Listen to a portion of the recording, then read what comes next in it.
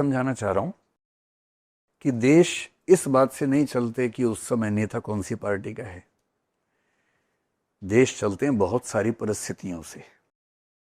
और मुझे कल एक बैठक में बात चल रही थी ऐसी ही, तो मुझसे किसी ने पूछा कि आपकी राय में 1971 और 2025 के बीच में क्या तुलना है। 1971 समझते हैं आप लोग, एक वॉर हुआ था भारत पाकिस्तान के बीच में, और 2025 के बीच में क्या तुलना है। तो मैंने वहां एक लाइन बोली, बाद में मुझे लगा कि इसी एक लाइन पर हम 1-1.5 घंटा बात कर सकते हैं। वो लाइन ये है मेरे हिसाब से, इंदिरा गांधी 2025 में होती तो ऑपरेशन सिंदूर वैसा ही होता जैसा हुआ है,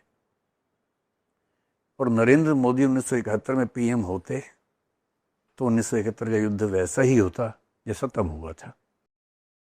इस बात से लगभग कोई फर्क नहीं पड़ता कि इनमें से कौन अब है कौन तब है। दोनों का स्वभाव, दोनों की प्रकृति लगभग एक जैसी है। परिस्थितियां बहुत सारी ऐसी होती हैं कि चीजें बदल जाती हैं। पर यह बात समझने के लिए हमें एक बार, मुझे नहीं पता आप किस पार्टी को फॉलो करते हो सकता है आप में से कुछ लोग बीजेपी वाले हों, कुछ कांग्रेस वाले हों, हैं तो हैं, मुझे क्या फर्क पड़ता है। लेकिन थोड़ी देर के लिए उसको भूल के नॉन पार्टीजन होके सोचेंगे तथ्यों के आधार पर, ऑब्जेक्टिव बेसिस पे। और मैं एक बात का बड़ा समर्थक हूं कि कम से कम सोचते समय हमें उन सब चीजों से मुक्त रहना चाहिए कि हमारे चाहने वाले किस विचारधारा को मानते हैं। तटस्थ होकर सोचना है। साहिर एक बहुत प्रसिद्ध शायर हुए थे, उनकी भाषा में कहूं, ले दे के अपने पास एक नजर ही तो है, ले दे के अपने पास एक नजर ही तो है, क्यों देखें जिंदगी को किसी की नजर से हम। मैं किसी और की नजर से क्यों देखूंगा भाई, हम क्या मूर्ख हैं, हम क्या बेवकूफ हैं, हमें समझ नहीं आता। अपने तरीके से देखेंगे, समझेंगे चीजों को, है ना। और फिर आप मुझसे सवाल पूछना, और फिर हम आज एक मुकम्मल निष्कर्ष निकाल के चलेंगे कि फाइनली जो हुआ कैसा हुआ, और यदि आप प्रधानमंत्री होते तो आप क्या करते। आपके मन में भी आता होगा ना, काश मैं पीएम होता तो पीओ के तो मैं ले ही आता, बलूचिस्तान फ्री हो गया होता, अफगानिस्तान भी साथ में ले ही आता पैक करके कि भाई जब 2 आ रहे हैं 3 पैक कर लेते हैं, 2 पर 1 बोनस, ऐसा कुछ मन में आता होगा ना। तो ये सब चीजें कितनी मुश्किल होती हैं। मैं जो कहना चाह रहा हूं कि 1971 को थोड़ा सा हम समझें और 2025 को थोड़ा सा समझें। और सबसे पहले एक बात समझ लें कि 1971 एक ऑपरेशन नहीं था, एक वॉर था, युद्ध था। मुझे उम्मीद है कि आप युद्ध समझते होंगे क्या होता है। और 2025 एक वॉर नहीं था, एक ऑपरेशन था। जब तक हम इस इतनी बेसिक बात को ना समझ लें कि एक वॉर और एक ऑपरेशन की तुलना सीधे तौर पर नहीं हो सकती है, तब तक हम कैसे इस बात पर आगे बढ़ें। 1971 को समझने के लिए आपको थोड़ा सा पता होना चाहिए बैकग्राउंड में। एक 1948 भी हुआ था भारत में, एक 1962 भी हुआ था, और एक 1965 भी हुआ था। वो जो दौर था युद्धों का दौर था, 2 देशों के बीच में युद्ध होते थे। मैं उम्मीद कर रहा हूं कि आपको पता होगा कि इनमें से एक युद्ध चीन के साथ हुआ था और 3 पाकिस्तान के साथ हुए थे। चीन के साथ कौन सा हुआ था? 1962 वाला साइनो इंडिया वॉर या इंडिया चाइना वॉर, जो भी इसको आप कहना चाहें। 1948 से भारत पाकिस्तान हुआ, फिर 65 में हुआ, फिर 71 में हुआ। 1970s के बाद इन देशों को भी और दुनिया के अधिकांश देशों को समझ में आ गया कि युद्ध करना फिजूल की बात है। युद्ध में बहुत खर्चा होता है, बहुत लोग मरते हैं, बहुत संसाधन वेस्ट होते हैं, रिसोर्सेज वेस्ट होते हैं बहुत सारे। अब युद्ध का जमाना ऑलमोस्ट खत्म होने लगा। मैं जानता हूं कि आप जानते हैं कि आज भी युद्ध हो रहे हैं, रशिया यूक्रेन के बीच में हो ही रहा है ना। और आप एक तरह से कह सकते हैं कि जो इजराइल और हमास के बीच में है, वो भी आप कह सकते हैं कि युद्ध ही हो रहा है। लेकिन जनरली युद्ध खत्म होने लगे और लोगों ने क्या किया कि प्रॉक्सी वॉर जैसी चीजों का सहारा लेना शुरू किया। प्रॉक्सी वॉर का मतलब है युद्ध नहीं करेंगे, चुपके से जाके मार के आ जाएंगे, या विचारधारा के माध्यम से कुछ कर देंगे, या कुछ ऐसा करेंगे कि इंपैक्ट वैसा आ जाए, और वॉर नहीं करेंगे। जैसे अगर मैं रिसेंट 3 की तुलना 3 से करूं तो आपको पता होगा 2008 में घटना हुई थी मुंबई में, जिसको हम 26/11 कहते हैं, है ना। अमेरिका में क्या हुआ था? 9/11। और अमेरिका के 9/11 में 9 महीना है, 11 डे है। और हमारे 26/11 में 26 डे है, 11 महीने है, क्योंकि हम महीने को बाद में लिखते हैं, वो महीने को पहले लिखते हैं। फिर आपने सुना होगा 2016 में घटना हुई थी जिसको उड़ी कहते हैं। फिर आपको पता है कि 2019 में एक और घटना हुई थी, उसका नाम था पुलवामा। इन सब मामलों में हमने कुछ कुछ एक्शंस लिए थे। विशेष रूप से उड़ी के बाद हमने एक सर्जिकल स्ट्राइक किया था। फिर 2019 में हमने बालाकोट नाम से एक स्ट्राइक की थी। इन सबको मोटे तौर पर आप बोल सकते हैं ऑपरेशंस। ऑपरेशन का मतलब युद्ध नहीं, युद्ध से कुछ छोटा, पर हाँ हमने एक स्टेप लिया जिसको युद्ध नहीं कहेंगे, लेकिन हमने अपने तरीके से एक्शन लिया, कार्रवाई की। अब अगर थोड़ा सा आप इन युद्धों की तुलना कर लें और थोड़ा सा ऑपरेशन की तुलना कर लें और खुद को रख के देखें पीएम की जगह पर, तो फिर मैं आपसे पूछूंगा आधे घंटे के बाद कि अगर आप होते तो आप क्या करते। आप में से किस किस का मानना है कि पीओ के लिए ही आना था इस बार? हाथ खड़ा करो। बहुत बढ़िया, 5-6 लोग हैं। तो अब से 1 घंटे के बाद मैं आपसे पूछूंगा कि आप पीएम हैं, अब आप क्या करेंगे इस सिचुएशन में, ठीक है? और 1971 में भी पीएम बनाऊंगा आप लोगों को, चिंता ना करें, आपको 2 बार पीएम बनने का मौका मिलेगा आज। और जब जब आप पीएम बनेंगे, मैं सिर्फ सिचुएशन बताऊंगा क्या सिचुएशन है, फिर मैं आपसे कहूंगा कि बताओ क्या फैसला आप करते हैं। आप जो फैसला करेंगे मान लेंगे उसको। अगर आप अच्छा फैसला करेंगे, मैं बोलूंगा कि पीएम आपको होना चाहिए था, पर आपको फैसला करना पड़ेगा उस समय। जिन लोगों ने हाथ खड़ा किया 7-8 बच्चे हैं, आप मेरी नजर में हैं, आप मेरी नजर में हैं। 2 पीएम तो मेरे सामने बैठे हुए हैं, इन 2 से तो सवाल पूछेंगे, ठीक है? बाकी कुछ पीएम पीछे बैठे तो उनको भी हम डेप्यूटी पीएम या कैबिनेट कुछ मान लेते हैं, लेकिन सबसे आगे तो पीएम का होना जरूरी है ना। पहले 1971 को थोड़ा सा समझते हैं और अंत में हम ये समझेंगे कि 2025 में जो हुआ कुल मिला के अच्छा हुआ या बुरा हुआ। कई लोग कह रहे हैं कि समझ नहीं आ रहा क्या हुआ, खुश होना है कि दुखी होना है, बड़ा कंफ्यूजन सा लोग हाईली कंफ्यूज हैं कि ताली बजाएं या चुपचाप खून के आंसू पी लें। अंत में सोचेंगे कि अच्छा हुआ कि बुरा हुआ। पहले थोड़ी बैकग्राउंड समझ लेते हैं। और मेरा मानना है कि जैसे ही आप फैक्ट्स को समझ लेते हैं, पूरी सिचुएशन समझते हैं, तो आपके फैसले अपने आप ठीक हो जाते हैं। फिर आप किसी के बारे में ना बहुत अच्छी ना बहुत बुरी राय बनाते हैं। आपको लगता है कि मैं होता तो शायद मैं भी ये करता। ऐसी कौन सी रेयर बात है। 1971 को समझने में थोड़ा सा 48, थोड़ा सा 62, थोड़ा सा 65 का जिस्ट आएगा, समझेंगे 71 को। 1947 में क्या हुआ था आपको पता ही है।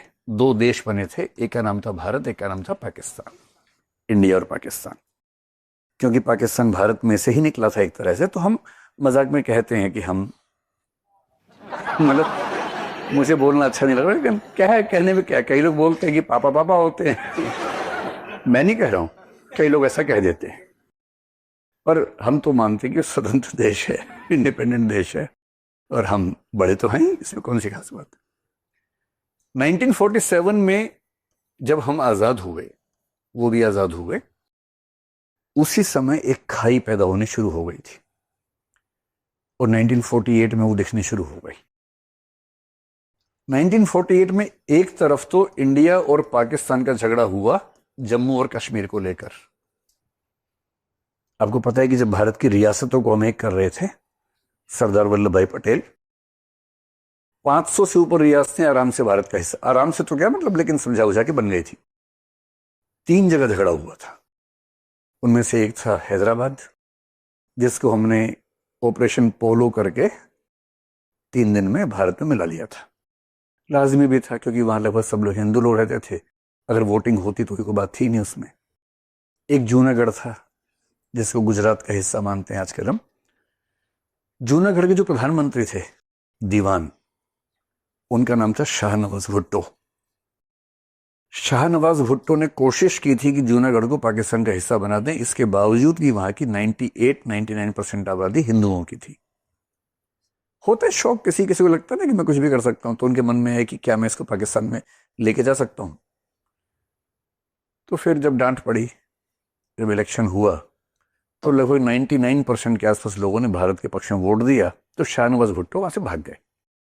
उन्हीं शाहनवाज भुट्टो के एक सुपुत्र हुए जिनका नाम है जुल्फिकार अली भुट्टो, जिन्होंने 1971 के युद्ध के बाद इंदिरा गांधी के साथ समझौता किया था।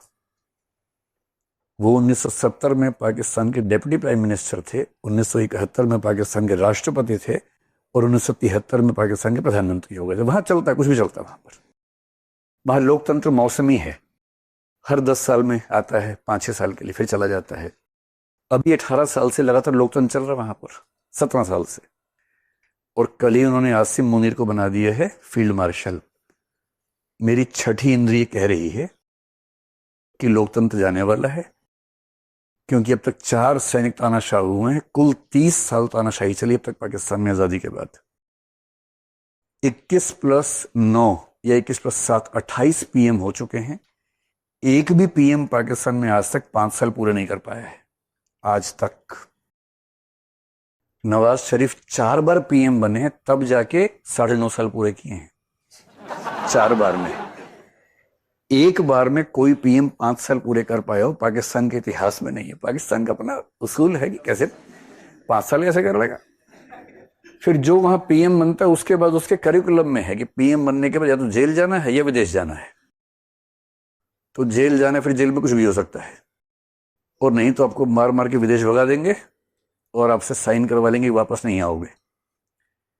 ये वहां की लोकतंत्र का मिजाज है। हमारा लोकतंत्र अलग है। नेहरू जी 18 साल 17-18 साल रहे, इंदिरा जी 15-16 साल रही, मोदी जी को 12-13 साल हो गया, 11-12 साल है, कोई दिक्कत ही नहीं है। राजीव गांधी 5 साल रहे, नरसिम्हा राव 5 साल रहे, कोई दिक्कत ही नहीं है। क्योंकि लोकतंत्र हमारे खून में है, हमारी नसों में है, हमारे मिजाज में है। उनको सीखना पड़ता है, और इसलिए हर 5-7-8 साल बाद कोई ना कोई सैनिक तानाशाह आता है और पूरे देश पे कब्जा करता है। तानाशाह लंबे चलते हैं। जिया उल हक 11 साल तानाशाह रहे, परवेज मुशर्रफ मेरे ख्याल से 8-9 साल तानाशाह रहे। अयूब खान जिनका जिक्र भी आने वाला है, वो मेरे ख्याल से 10 साल के आसपास से 1958 से 69 11 साल तानाशाह रहे। तानाशाही लंबी चलती है, सरकारें छोटी चलती है। और इसी दोनों देशों के जो मिजाज का अंतर है आपको घटनाओं में समझ में आएगा। तो भारत पाकिस्तान में झगड़ा हुआ जम्मू कश्मीर को लेकर, उस पर एक बहुत लंबी बात मतलब हमने भी की है, वैसे भी आपको पता ही होगा, आपने आईआर पढ़ा होगा, शायद इतिहास पढ़ा ही होगा, कि सवाल था कि किस तरफ जाएगा। वो इंडिपेंडेंट होना चाह रहे थे, फिर उन पर कबाइलियों ने हमला किया, तो जम्मू कश्मीर के राजा ने भारत के साथ संधि कर ली और कह दिया कि मैं भारत का हिस्सा बनना चाहता हूं। जब साइन हो गए तो हमारी सेना गई, वहां से निकाला, लेकिन बीच में जहां कहना चाहिए युद्ध विराम हुआ, उस समय एक गलती हम कह सकते हैं कि शायद हुई हमसे, क्योंकि हम नए नए देश थे उस समय, हम नहीं समझ पाए। लेकिन नेहरू जी उस मामले को यूनाइटेड नेशंस लेके गए। कई लोगों का मानना है कि उस समय वहां ले जाने के बजाय 4 दिन और लगाते, खाली करवा लेते, मारपीट के, ज्यादा अच्छा रहता। पर कुछ रही होंगी परिस्थितियां, हमें नहीं पता उस समय की। लेकिन जिस पर आज मेरा ज्यादा जोर है वो ये है कि उसी समय पाकिस्तान एक और झगड़े में उलझ गया था। आपको शायद पता हो कि पाकिस्तान के 2 हिस्से थे, एक वेस्ट पाकिस्तान, एक ईस्ट पाकिस्तान, जिसको आजकल हम पाकिस्तान कहते हैं। उस समय उसको क्या बोलते थे? वेस्ट पाकिस्तान। और जिसको आजकल बोलते हैं बांग्लादेश, उसका नाम उस समय था ईस्ट पाकिस्तान। वो पाकिस्तान का ही पार्ट था। पाकिस्तान एक अजूबा किस्म का देश था, जिसके 2 हिस्से बहुत दूर दूर थे और जिनके बीच में बहुत बड़ा एक देश भारत था। वो कैसे जुड़े हुए थे हमें नहीं पता, पर उनका मानना था कि हम जुड़े हुए हैं। वो उन दोनों के साथ हैदराबाद के चक्कर में भी थे।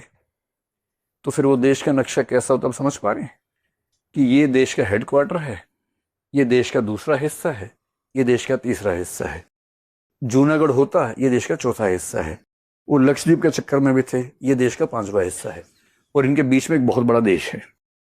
वो ऐसा देश बनाना चाह रहे थे। ये तो पटेल साहब की सफाई और समझदारी थी कि लक्षद्वीप पे तो उनकी नजर नहीं पड़ने दी गई, ये हमने खाली करवा ही लिया, ये खाली करवा ही लिया, तो अब ये 2 बचे थे। और कोई भी देखेगा, देखिए मुझे भारत का नक्शा ठीक से बनाना आता नहीं, तो मैं इसलिए अपनी हंसी करवाना नहीं चाह रहा हूं। अब इसी से बात समझ पा रहे होंगे ना। कोई भी देखेगा तो कॉमन सेंस से समझ सकता है कि ये देश कैसे आसानी से चल पाएगा। यानी मुश्किल हो, चल जाएगा शायद, लेकिन चलाने के लिए विशेष उपाय करने पड़ेंगे, खास कोशिशें करनी पड़ेंगी। सामान्य रूप से चलाना आसान नहीं होगा। वो होता ना, दिनकर ने कहा था, जब नाश मनुष्य पे छाता है पहले विवेक मर जाता है। तो इनका विवेक मरा हुआ था पहले से ही, और इन्होंने 1948 में ही ईस्ट पाकिस्तान में कांड करना शुरू कर दिया। आपने सुना है कि आजकल खूब डिबेट चलती है, कर्नाटक के लोग बोलते हैं कि कन्नड़ में बोलो, और कुछ लोग बोलते हैं नहीं मैं तो हिंदी में बोलूंगा। फिर महाराष्ट्र के लोग बोलते हैं मराठी में बोलो, नहीं मैं तो हिंदी में बोलूँगा। ऐसे नहीं करना है। अगर कल को आप कर्नाटक काडर में आईएएस बन जाएं तो कन्नड़ सीखनी है, महाराष्ट्र काडर में जाएं तो मराठी ठीक से सीखनी है। किसी भी स्थान के लोगों की बड़ी गहरी भावनाएं जुड़ी होती है अपनी भाषा के साथ, और यदि आप उस स्थान पर रोजगार कर रहे हैं तो उनकी भाषा में कुछ शब्द सीख के कम से कम काम चला सके बात करने में, इसमें क्या बुरी बात है। कहावत है अंग्रेजी की, be a Roman when in Rome. Rome जाओ तो रोमन्स की तरह रहो। ये क्या कि रोम जाके आप हरियाणवी की तरह लग जाओ वहां पर, भाई कि मैं तो हरियाणा से आया हूं, मैं तो गुलेल से ही मारूंगा, ये कोई बात थोड़ा ना हो। ये बच्चा बोल रहा था मैं हरियाणा से हूं तो मैं तो अपने तेवर में रहूंगा मैं भी हूं, चिंता मत कर लो, हम दोनों 2 गुलेल लेके चलेंगे, ठीक है। So be a Roman when in Rome. Rome में हो तो रोमन बन के रहो। इन लोगों ने क्या कमाल किया, इधर का जो पाकिस्तान था और इधर का जो ईस्ट पाकिस्तान था, यहां के सब लोगों की भाषा बांग्ला थी, है ना। कुछ लोग थे कुछ और भाषाएं बोलने वाले, पर मोटे तौर पर आप मान सकते हैं कि 95% से ऊपर लोगों की पहली भाषा बांग्ला ही थी। यहां के जो लोग हैं, ये जो पाकिस्तान, ऐसे 4 प्रांत हैं जिसमें से मुख्य प्रांत पंजाब है। पंजाब ही पाकिस्तान है बेसिकली, सारी पावर सारी अथॉरिटी पंजाब के लोगों के हाथ में रहती है।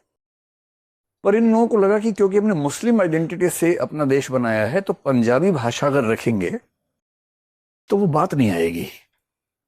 तो ऐसा करते हैं, हम देश की राजभाषा स्टेट लैंग्वेज उर्दू रखते हैं। उर्दू रखने से क्या होगा, क्योंकि लोगों के दिमाग में बैठा हुआ है कि उर्दू और मुसलमान का लिंक आपस में, जबकि झूठ बात है। भाषा और धर्म का कोई लिंक नहीं होता है, धर्म अलग चीज है, भाषा अलग चीज है। पर इनको लगा उर्दू रखेंगे तो एक हम एस्टेब्लिश कर पाएंगे बात को कि मुस्लिम देश है, हमारी अपनी भाषा उर्दू है। तो इन्होंने कहा कि उर्दू हमारी अकेली स्टेट लैंग्वेज होगी, यानी पाकिस्तान में रहने वाले हर इंसान को सरकार के साथ जो भी बातचीत करनी है, लिखना है, सही है। तो हेलो दोस्तों, हम आ चुके हैं एक ऐसी जगह पे जहाँ पर शांति है, एकदम सुकून है और एक हरा भरा मैदान है, वातावरण है। सबसे बड़ी चीज़ ये है कि यहाँ पर स्वच्छता बहुत है, साफ़ सफाई बहुत अच्छी है। और ये है पीछे हमारी एग्रीकल्चर कॉलेज। यहाँ पर आपको वैज्ञानिक तकनीकी से, साइंटिफिक मेथड्स के थ्रू बहुत सारी चीज़ें बताते हैं कि आपको खेती बाड़ी में किस तरीके से साइंटिफिक मेथड को यूज करके वहाँ पर आप ज़्यादा से ज़्यादा प्रोडक्शन दे सकते हैं और आप ज़्यादा से ज़्यादा अपना प्रॉफिट कमा सकते हैं। तो ये कॉलेज है, हम आपको अंदर लेके जाएंगे और आपको दिखाएंगे कि किस तरीके से क्या क्या चीज़ें यहाँ पर और ज़्यादा एडवांस तरीके से होती हैं। कई सारे बीजों को, सीड्स को लेके मतलब यहाँ पर वो एक्सपेरिमेंट होते रहते हैं कि बेहतर से बेहतर सीड्स कैसे बनाया जाए जिससे ज़्यादा से ज़्यादा प्रोडक्शन हो सके, है ना। तो अभी मैं कॉलेज के बाहर खड़ा हुआ हूँ, जाऊँगा अंदर, मैं आपको